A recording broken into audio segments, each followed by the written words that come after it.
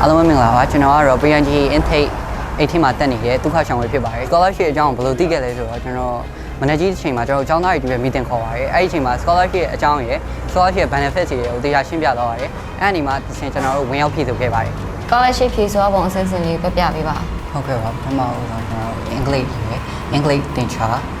Science မှာတော့ Chemistry Physics Bio ဆိုပြီးပါမယ်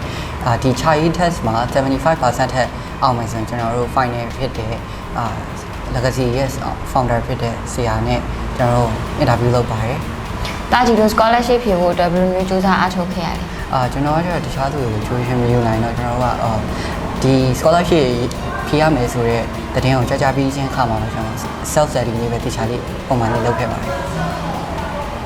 နောက်ဖြည့်ဆိုမဲ့တကယ်ချင်းတွေအတွက် API Sky လေးပြောပြပါနောက်ဖြည့်ဆိုမဲ့တကယ်ချင်းတွေအားလုံးလည်းဒီ scholarship ကိုဝင်ရောက်ဖြည့်ဆိုစေချင်ပါတယ်ဘာလို့လဲဆိုတော့ဒီ experience တွေက scholarship မရခဲ့ဘူးဆိုရင်တော့ဘဝကိုယ့်ဘဝရဲ့တနေရာမှာအထောက်အကူများဖြစ်လာနိုင်လို့ပါဖြည့်ဆိုမဲ့တကယ်ချင်းတွေအားလုံးလည်းကောလပ်ပါကောင်းကြပါစေ